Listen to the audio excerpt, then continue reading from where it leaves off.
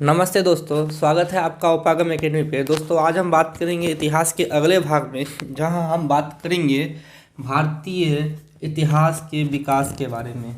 जहां दोस्तों हम बात करेंगे प्राचीन भारतीय इतिहास के विकास के क्रम को।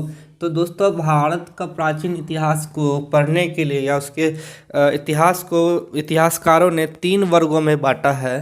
पहला है प्रागैतिहासिक काल, दूसरा है अर्ध ऐतिहासिक काल, तीसरा है ऐतिहासिक काल। तो पहला प्रागैतिहासिक काल, जिसको कि प्री हिस्टोरिक एज बोलते हैं या प्री हिस्टोरिक एरा बोलते हैं, इसको इंग्लिश में क्या बोलते हैं? Pre historic period. और अर्ध ऐतिहासिक काल को बोलते हैं प्रोटो हिस्टोरिक पीरियड। और ऐतिहासिक पीरियड को बोलते हैं हिस्टोरिकल पीरियड। तो दोस्तों जहाँ पर प्राचीन इतिहासकारों ने भारतीय प्राचीन सभ्यताओं या भारतीय प्राचीन मानव विकास को 3 क्रमों में बांटा है: प्रागैतिहासिक काल, अर्ध ऐतिहासिक काल और ऐतिहासिक काल। इंग्लिश वालों के लिए pre historic period, proto historic period और हिस्टोरिक पीरियड। इसके बांटने का रीजन था मानव विकास का क्रमबद्ध अध्ययन। तो पहला प्रागैतिहासिक काल, जिसको कि हम लोग स्टोन एज बोलते हैं, तो इसका एक एग्जाम्पल मान के चलिए। तो इसका एग्जाम्पल होता है पाषाण काल।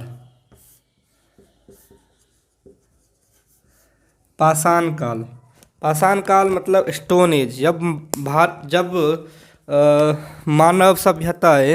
जब मानव सभ्यताएं अपने विकास के आरंभिक क्रम में थी, जब ह्यूमन सिविलाइजेशंस डेवलपमेंट के सबसे पहले चरण में था, उस समय के इतिहास को बोलते हैं प्रागैतिहासिक काल।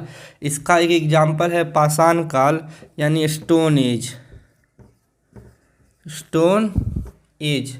दोस्तों अगला है अर्ध ऐतिहासिक काल।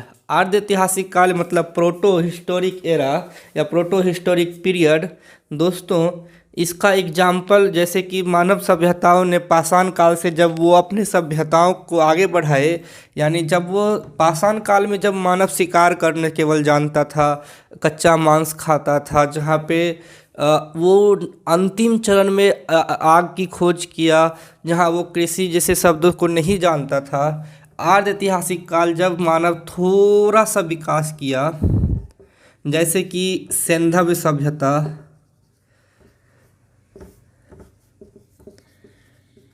सिंधु घाटी सभ्यता। सिंधु सभ्यता मतलब हड़प्पा सिविलाइजेशन बोलिए या सिंधु सिविलाइजेशन बोलिए।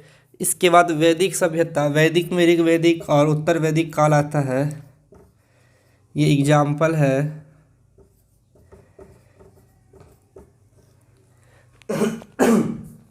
चलिए, इसके बाद आता है ऐतिहासिक काल। ऐतिहासिक काल में आज जितने भी हम लोग इससे पहले पढ़े थे, जिसके पुरातात्विक और साहित्यिक स्रोत उपलब्ध हों, वो ऐतिहासिक काल है। जहाँ पे हम लोगों को इस काल में पढ़ने के लिए हम लोगों को पुरातात्विक यानी कि इंग्लिश में आर्कियोलॉजिकल और साहित्यिक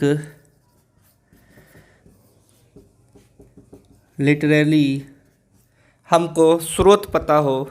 तो अब हम अंतर पढ़ते हैं कि प्रागैतिहासिक काल, अर्ध ऐतिहासिक काल और ऐतिहासिक काल में अंतर क्या है। तो दोस्तों प्रागैतिहासिक काल में लिखित साक्ष्य उपलब्ध नहीं होते हैं। प्रागैतिहासिक काल में लिखित साक्ष्य उपलब्ध नहीं होते हैं, इसलिए इसको स्टोन एज बोलते हैं। भीमबेटका का गुफा एमपी में है। इस गुफा में कुछ सिंबल बनाए गए हैं इस टाइप के। इस सिंबल को केवल जान के पता चलता है कि ये सिंबल्स किसी मानव ने बनाए होंगे, और यही सिंबल्स को पढ़ने के लिए हम लोगों के पास ना कोई स्रोत है, न लिखित साक्ष्य है। इसीलिए इस एज को बोलते हैं प्रागैतिहासिक काल। अर्ध ऐतिहासिक काल में लिखित स्रोत है, लेकिन उसको अभी तक पढ़ा नहीं गया है। इसमें रिटेन एविडेंस नहीं है। रिटेन एविडेंस यानी कि लिखित साक्ष्य, लिखित साक्ष्य उपलब्ध नहीं है। किसमें? प्रागैतिहासिक काल यानी प्री हिस्टोरिक पीरियड में इसमें लिखित साक्ष्य तो है लेकिन उसको पढ़ा नहीं गया, पढ़ा नहीं गया।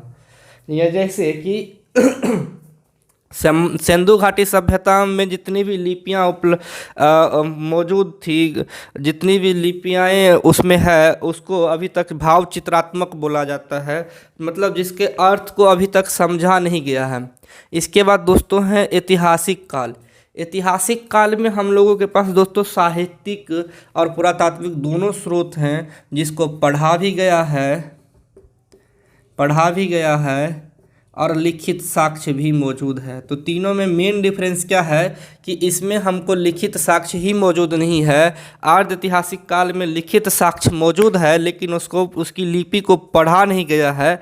और ऐतिहासिक काल में हमारे पास पुरातात्विक और साहित्यिक दोनों स्रोत मौजूद है और उसको पढ़ा भी गया है। और ये सबसे इम्पोर्टेंट है भारतीय इतिहास को जानने में, क्योंकि वैदिक सभ्यता के बाद की सभ्यताएं जिसमें हम लोगों ने वेद को, उसके बाद बौद्ध ग्रंथ, जैन ग्रंथ, आर्कियोलॉजिक में हमने इससे पहले बता चुके हैं कि मोहरें, अभिलेख, शिलालेख और मूर्तियाँ, चित्रकला, ये सभी हमें क्या कहते हैं कि ऐतिहासिक काल के बारे में विस्तृत जानकारियाँ देती है। दोस्तों इससे पिछले क्लास में हमने ऐतिहासिक काल में मौजूद प्रमुख साक्ष्यों के बारे में जानकारी ले ली थी, जिसमें पुरातात्विक साक्ष्य और साहित्यिक साक्ष्य, जिसमें हिंदू ग्रंथ में जैसे कि वेद, उपनिषद, आरण्यक, पुराण, ये सभी के बारे में जानकारियाँ ले ली दोस्तों। इसके बाद हमने बौद्ध ग्रंथ और जैन ग्रंथ में जो प्रमुख साहित्यिक स्रोत थे उसके बारे में भी जानकारियाँ ले ली दोस्तों। पुरातात्विक स्रोतों के भी बारे में बता दिया दोस्तों। अब हम इतिहास के क्रमिक अध्ययन को पढ़ेंगे, यानी कि अब हम स्टेप बाय स्टेप चलेंगे। तो पहला हमने बोला था प्राग ऐतिहासिक काल यानी कि प्री हिस्टोरिक एज। इसके 3 पार्ट होते हैं। पाषाण काल 3 वर्गों में बांटा गया है। पहला है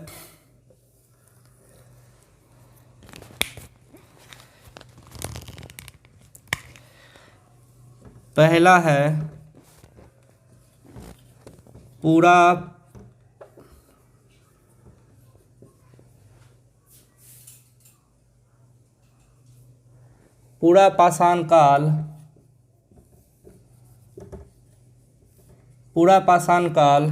तो अब हम पढ़ेंगे भारतीय प्राचीन इतिहास के तीनों वर्गों को एक एक करके। तो पहला दोस्तों था प्रागैतिहासिक काल। प्रागैतिहासिक काल यानी कि pre historic age, pre historic age या पीरियड, प्री हिस्टोरिक पीरियड दोस्तों इसको 3 वर्गों में बांटा गया है। इसके जो एक एग्जाम्पल थे स्टोन एज यानी पाषाण काल, इसको बोलते हैं स्टोन एज या स्टोन पीरियड जो बोलिए। ये 3 वर्गों में इसका अध्ययन किया गया है। पहला है पूरा पाषाण काल, मध्य पाषाण काल और नव पाषाण काल।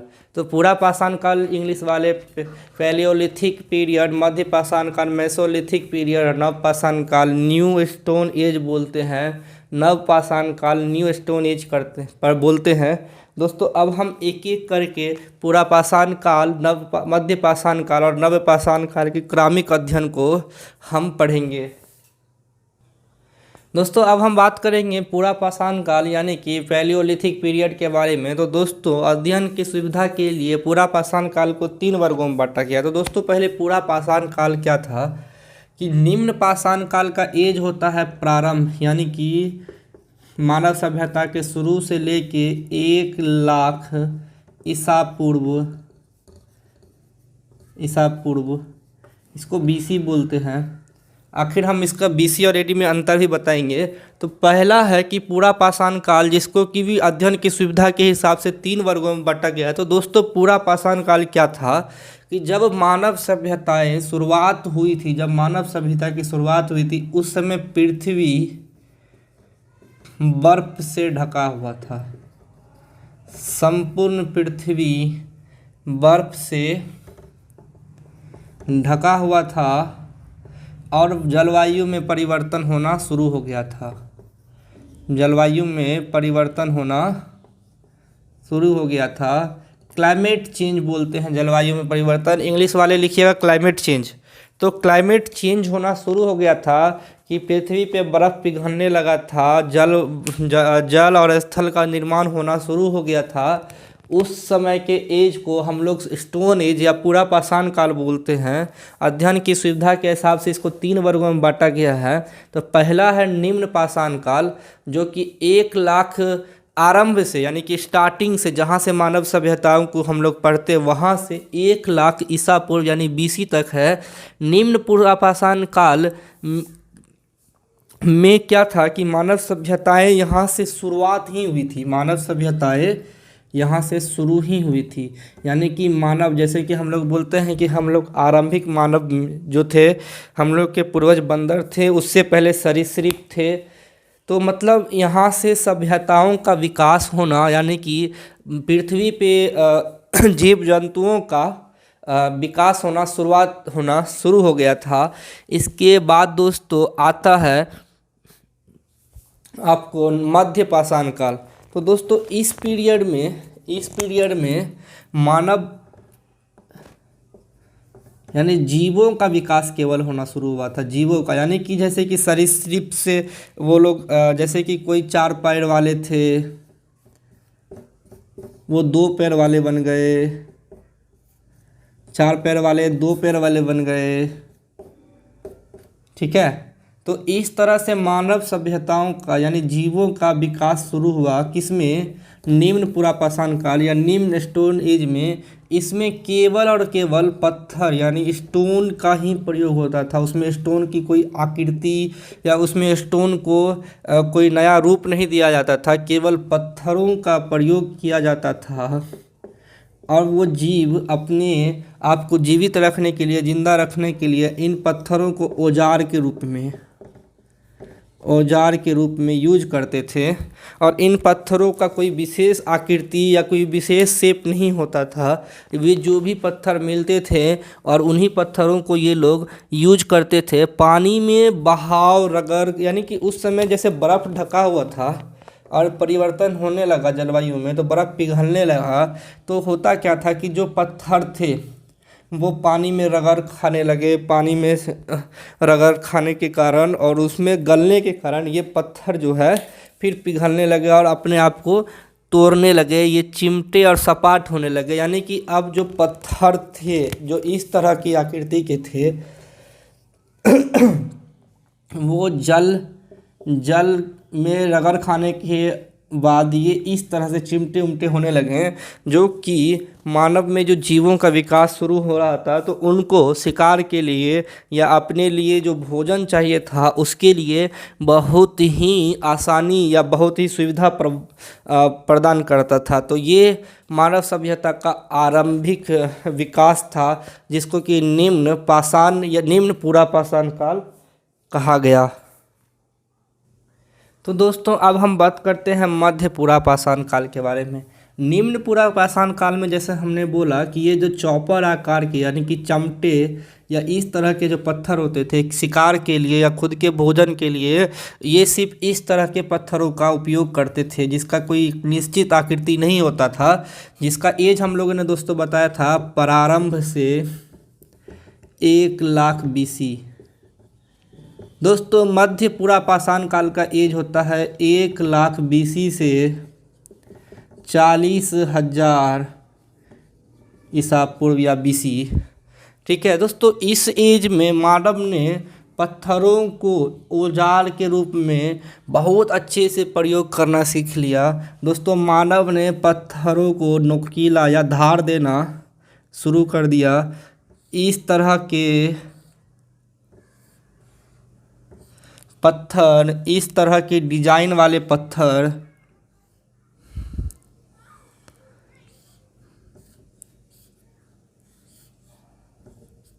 इस तरह के डिजाइन वाले पत्थर, हथौड़ा के डिजाइन वाले पत्थर जो आज लोग हम लोग हथौड़ा यूज करते हैं दोस्तों, जो आकृति हमने बनाई है नीचे, ये नीचे जो है पत्थरों को मानव ने घिस के रगड़ के आकार देना शुरू करना सीख गया। मानव अब पत्थरों को औजार के रूप में प्रयोग करना सीख गए और मानव पत्थरों की आकृति को अपने शिकार के हिसाब से ढालना या उसके स्वरूप रंग रूप को बदलना सीख गया। तो मध्य पाषाण काल मानव के लिए थोड़ा सा कह सकते हैं कि विकास के क्रम में, मानव डेवलपमेंट या ह्यूमन डेवलपमेंट में महत्वपूर्ण भूमिका निभा रहा था, क्योंकि मानव अब अपने विकास की ओर अग्रसर हो चुका था और मानव सीखना समझना शुरू कर दिया था। मानव अपनी सुविधाओं को अपने हिसाब से ढालना सीख गया था।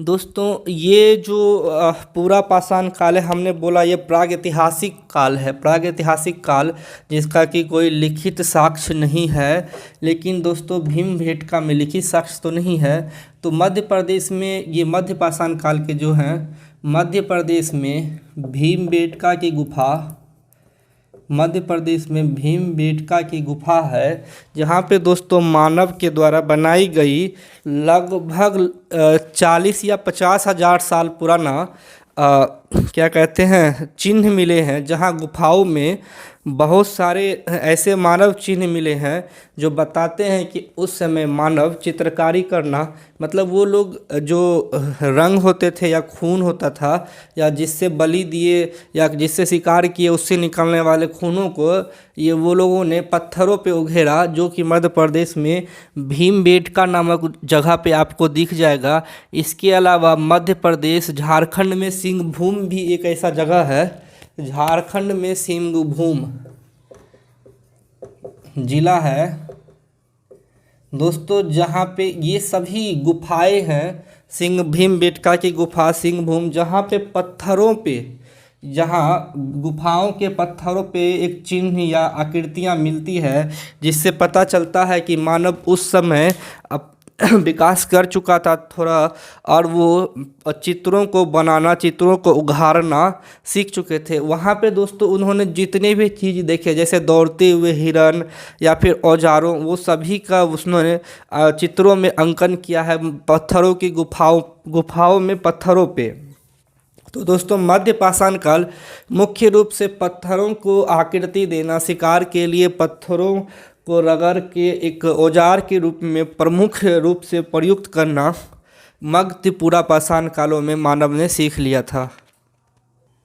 दोस्तों अब पूरा पाषाण काल के तीसरे भाग में आते हैं, उच्च पूरा पाषाण काल, जहां मानवों ने शिकार के लिए वो जो पत्थर होते थे जिनकी लंबाई ज़्यादा होती थी, चौड़ाई कम और एकदम संकीर्ण नोकीला और चपटे होते थे, मतलब अब ये पूरा पाषाण काल पूरा का पूरा स्टोन एज है, पूरा स्टोन एज है। जहाँ निम्न पूरा पाषाण काल में वो लोग केवल पत्थरों को जो मिल गया, जहाँ मिल गया बस उसी से शिकार के लिए प्रयुक्त करने लगे। मध्य पाषाण काल में इन पत्थरों को थोड़ा चमटा और थोड़ा डिजाइन देना शुरू कर दिया गया इस तरह की आकृतियों से, जो कि शिकार में हेल्प होते थे। लेकिन उच्च पाषाण काल दोस्तों, जिसका एज 40,000 से 10,000 साल, एज लिख लीजिएगा, 40,000 BC से 10,000 BC, यानी 40,000 ईसा पूर्व से 10,000 ईसा पूर्व के बीच में उन लोगों ने शिकार के लिए एकदम उच्च श्रेणियों के जो पत्थर के औजार होते हैं, उच्च श्रेणी के जो पत्थर के औजार होते हैं, जो फलक के आकार के होते थे, उनको बनाना सीख गया था। निम्न पूरा पाषाण काल में वो पत्थरों को केवल यूज करते थे, उसकी आकृतियों में कोई चेंजेज नहीं होता था। मध्य पूरा पाषाण काल में वो चमटे चिपटे या इस तरह से नकुले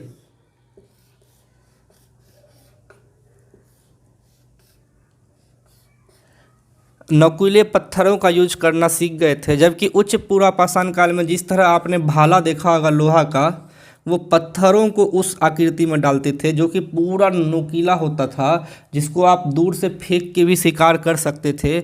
वो इस टाइप के तीर की आकृति के पत्थरों को इस आकृति में ढाल के, जो अभी तीर का आकृति होता है, इस आकृति के दोस्तों पत्थरों को, जो बोर्ड पे मैंने चित्र बनाए हैं दोस्तों, पत्थरों को अब वो एकदम उच्च श्रेणियों के जो औजार होते थे, उच्च श्रेणी यानी फलक के आकार के, फलक और ब्लेड। ब्लेड क्या होता था, जिस तरह आप एक ब्लेड दिखा एकदम पतला सा नुकीला, जिसको कि आप कहीं भी किसी भी आप स्किन पर डाल दीजिए तो ब्लेड क्या करता है, पूरा काट देता है। इसको उन्होंने एकदम महीन और यहाँ से नुकीला, आगे पूरा महीन और यहाँ पे नुकीला, इस तरह से दोस्तों उन्होंने पत्थरों को औजार के रूप में बनाना सीख लिया। और ये पूरा पाषाण काल, स्टोन एज, पूर्ण रूप से पत्थरों पे आधारित, और पत्थरों से मानव ने शिकार करना और पत्थरों को औजार के रूप में ढालना सीखा पूरा पाषाण काल में। दोस्तों अब हम बात करेंगे मध्य पाषाण काल में। दोस्तों अब हम बात करेंगे पाषाण काल के दूसरे पार्ट में, जिसको हमने बोला था मध्य पाषाण काल। मध्य पाषाण काल इंग्लिश में हमने बोला था मेसोलिथिक पीरियड या एज, मेसोलिथिक पीरियड। दोस्तों पूरा पाषाण काल पूर्ण रूप से पत्थरों पर आधारित है, मैंने बोला। तो पूरा पाषाण काल में मानव ने केवल शिकार के लिए पत्थरों को औजार के रूप में विकसित करना सीखा था, जबकि मध्य पाषाण काल में यानी कि मेसोलिथिक एज में उन्होंने अपनी सभ्यताओं को विकसित करना शुरू कर दिया। और दोस्तों उन्होंने पत्थरों को अब घर में या घरेलू कामों में भी यूज करना सीख लिया, जैसे कि पत्थरों पे वो जो आजकल घर में जो सिलवट आता है, यानी कि सिल्ला जिसको बोलते हैं, जिसमें वो आकृति उकीर्ण करके पत्तों को पीसना या शिकार को छोटे छोटे टुकड़ों में काटना, वो इस तरह के पत्थरों को बनाना सीख गए थे, जिसमें शिकार को छोटे छोटे टुकड़ों में काटना या फिर पत्थरों पे पीसना, वो ये मध्य पाषाण काल में सीख गए थे। इसके बाद दोस्तों उन्होंने इस एज में यानी कि 10,000, इसका मध्य पाषाण काल का एज नहीं लिखे हैं, 10,000 BC से 5500 BC, 10,000 ईसा पूर्व से 5500 BC के पूर्व, अब दोस्तों मानव इतना विकसित कर गया था कि मानव ने जानवरों को पालतू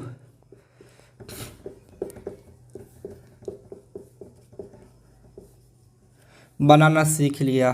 जानवरों को पालतू बनाना सीख गया। और सर्वप्रथम उन्होंने स्लेज गाड़ी का प्रयोग किया, जिसको कुत्तों के साथ बांध के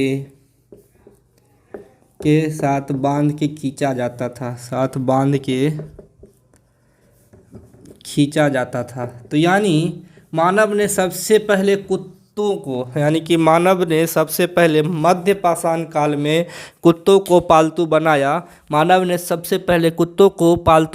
और मानव इस एज में पत्थरों के अलावा लकड़ियों के भी औजार बनाना सीख गए थे और लकड़ियों के प्रयोग भी सीख गए थे। हालांकि आग यानी फायर, इसका खोज उन्होंने पूरा पाषाण काल और मध्य पाषाण काल में नहीं किया था, लेकिन उन्होंने कुत्तों को पालतू बनाना सीख लिया। शिकार करने के लिए उन्होंने जो लकड़ी और पत्थर दोनों के औजार बनाना सीख गया।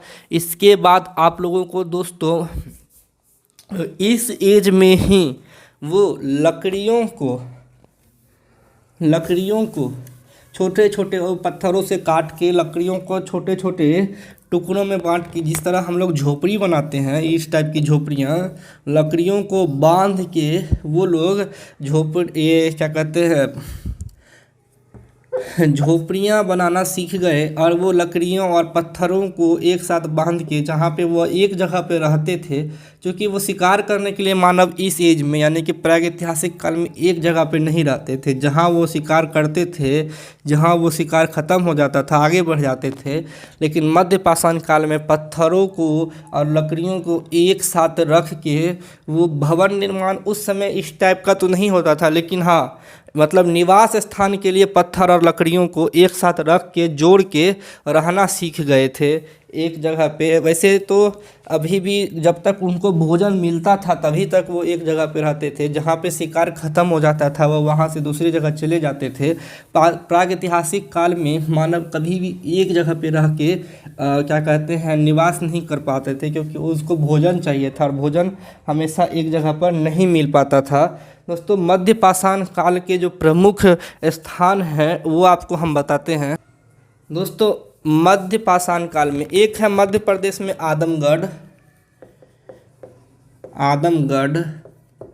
और दूसरा है बागोर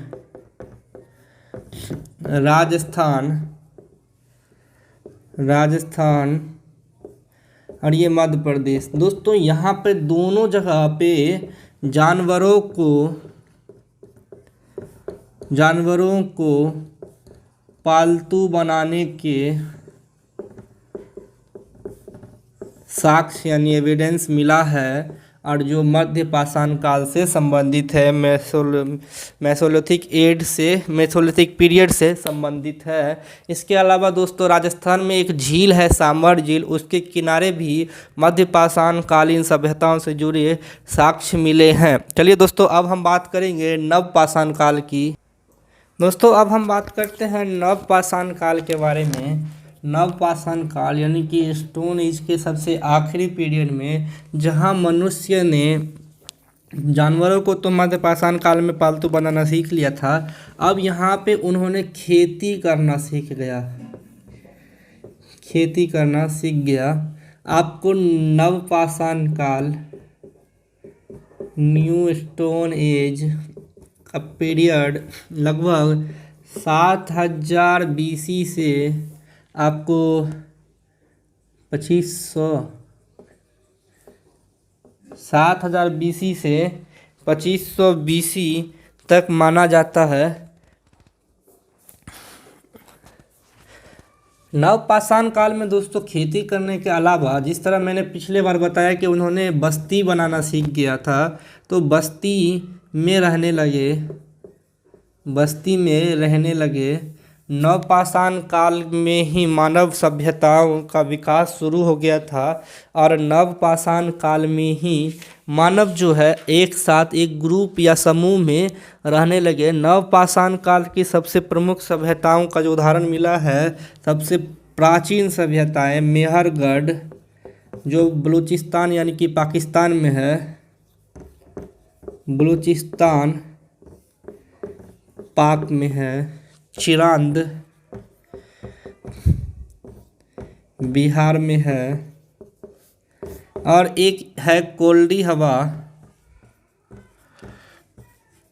हवा ये इलाहाबाद यानी कि आज के प्रयागराज में पड़ता है, इलाहाबाद। यहाँ पे खेती के यानी कि चावल के सबसे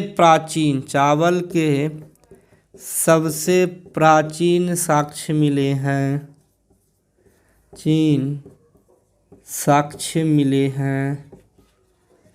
चलिए दोस्तों अब हम बात करते हैं जो इम्पोर्टेंट पॉइंट जो है कि पूरा ये प्रागैतिहासिक काल में तीनों पूरा पाषाण काल, मध्य पाषाण काल और नव पाषाण काल के क्रमिक विकास के बारे में एक संक्षिप्त विवरण जान लेते हैं दोस्तों प्रागैतिहासिक काल के तीनों भागों के बारे में, जिसका एज था पूरा पाषाण काल का आरंभ से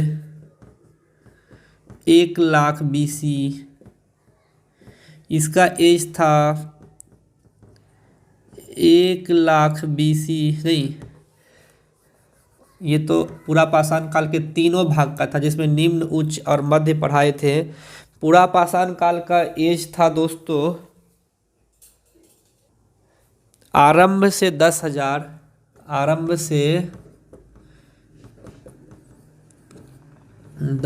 BC, 10,000 BC से 5500 BC, 5500 BC से 2500 BC। पूरा पाषाण काल में पत्थर केवल शिकार के लिए होते थे और पत्थरों की आकृति पत्थर यूज होता था। आकृति चपटी होती थी, जो कि इस तरह पानी में रगड़ खाए होते थे, इस टाइप की आकृति। आग की खोज हुई थी केवल, आग की खोज हुई थी केवल, और मानव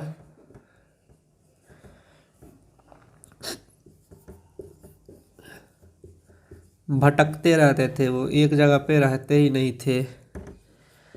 आग का विस्तृत प्रयोग सीख गए, जानवरों को पालतू बनाना सीख गए, और इसके अलावा दोस्तों ग्रुप में यानी कि समूह में रहना सीख गए। किसमें? समूह में रहना। इसके अलावा दोस्तों अगर बात करें तो पत्थरों को आकृति देना सीख गए, पत्थरों को आकृति देना सीख गए।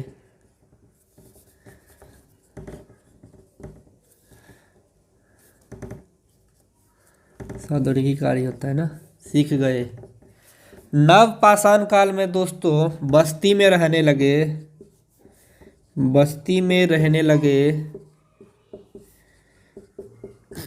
खेती करने लगे, खेती करना जान गए,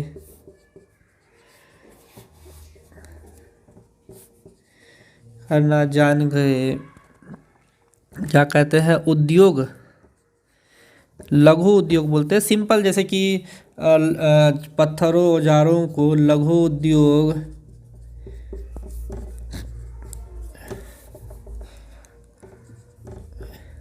करने लगे। उद्योग मतलब व्यापार, ट्रेड जिसको बोलते हैं। इसके अलावा दोस्तों बस्ती में रहने लगे, खेती करना जान गए, लघु उद्योग जान गए, पत्थरों एवं हड्डियों को साथ जोड़कर औजार बनाने लगे, औजार बनाने लगे। इसमें फेमस औजार कौन कौन से थे वो लिखना होगा। तो औजार थे इसमें जैसे कि हल, पत्थरों और हड्डियों से कुल्हाड़ी, हल हो गया, बांसुली। ठीक है दोस्तों। इसके अलावा मध्य पाषाण काल के प्रमुख औजार कौन थे? तो दोस्तों मध्य पाषाण काल के प्रमुख औजार नकुले होते थे। उसमें उसका कुछ नाम नहीं है, लेकिन हाँ नकुले पत्थर बोल सकते हैं, केवल नकुले पत्थर के औजार, नकुले पत्थर के औजार। इनको दोस्तों आप लोग एक बस हम सारा बता चुके हैं। नकुले पत्थर के औजार जिसका डिजाइन हमने बताया था दोस्तों, इस तरह के नकुले होते थे। जबकि नवपाषाण काल में तो वो लोग जैसे कि हथौड़ा होता था, ये तो इसमें भी जान गए थे, लेकिन हथौड़ा को वो पूरा इस तरह से एकदम संपूर्ण आकृति नहीं दे पाते थे। यहाँ पे हथौड़ा हो गया, कुल्हाड़ी हो गया, बांसुली हो गया, बांसुली जो ये खरोचने वाले होते थे, ये इस टाइप के, जिसे वो हम लोग कुदाली बोलते हैं। कुल्हाड़ी हो गया, हल हो गया, हड्डियों और पत्थरों को जोड़ के वो लोग इस तरह से हल बनाना सीख गए थे, जिसमें वो लोग अलग अलग जानवर जिनको पालतू बनाए थे उनसे वो लोग खेती करवाना सीख गए थे दोस्तों। तो ये थे प्रागैतिहासिक काल का क्रमिक विवरण। आज हम बात दोस्तों इतना ही रहने देते हैं। अगली क्लास में हम बात करेंगे आर्य ऐतिहासिक काल और उसमें सिंधु घाटी सभ्यता और वैदिक सभ्यताओं के बारे में। आज के लिए दोस्तों इतना ही। अगर आपको दोस्तों इसमें कोई भी प्रॉब्लम हो, कुछ समझ में नहीं आए, तो आप दोस्तों कमेंट करें, उसका जवाब दोस्तों हम ज़रूर देंगे। धन्यवाद।